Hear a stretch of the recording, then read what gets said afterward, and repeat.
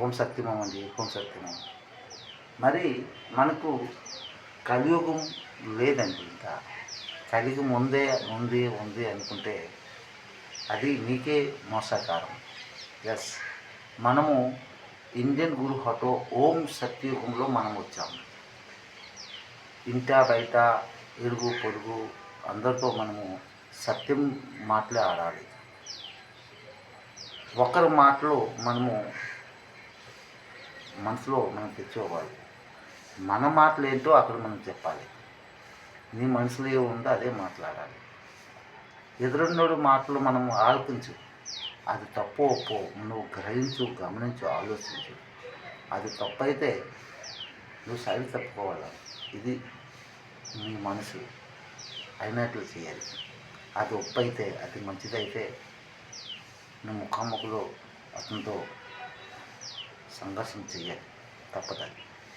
అందులో సంఘర్షణ సంవాదం అంతరం మాటలలో మనకి కోపాలు ఉండకూడదు, సిగ్గులు ఉండకూడదు, మొక్కమాటలు ఉండకూడదు. ఈ కోపము, ఈ మొక్కమాటము, ఈ సిగ్గు, ఈ మూడిని మన లైఫ్ని పూర్తిగా ఖరాబ్ చేస్తున్నాయి. ప్లస్ కోపం వచ్చిందంటే గొడవలు, ముఖమాటం వచ్చిందంటే, ముఖమాటం వస్తే మనకి ఏముందండి, అక్కడ కథమైంది చెప్పింది. సిగ్గు అంటే ఇంకా పోయింది. మీ జీవితమే లైఫ్ ఆ సిగ్గులోనే పడిపోయింది. అందుకని కోపము, ముఖమాటం, సిగ్గు మన మనసుల్లో తీసి బయటికి మనం పారేయాలండి. ఎస్, మనం ఎనీ టైం ఎనీవే పనులు చేయాలి, మాట్లాడాలి, ప్రేమించాలి మంచిగా.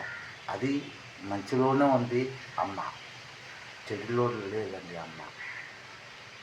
మంచి మాకు దాల్చుకున్నప్పుడు చాగుడు తెచ్చి మంచి మాలోనే సున్నా ఉంది, చెడులో సున్నా లేదు.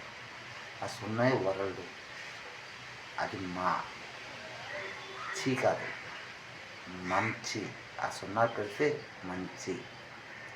ఈ సత్యమైన సరుకులో ఉన్న మాటలు. ఈ ఇండియా కొమాన్ ఇండియన్, మదర్ ఇండియన్, అమ్మ శైరంబాలి దుర్గమ్మ. ఈ ప్రపంచంలో అందరి ఇంటిల్లో పార్వతి లక్ష్మి రూప దర్శనంలోనే మీతో కలిసే ఉంది. ఎస్, మీరు లేదు అనుకుంటే మీ పని ఆ లేదు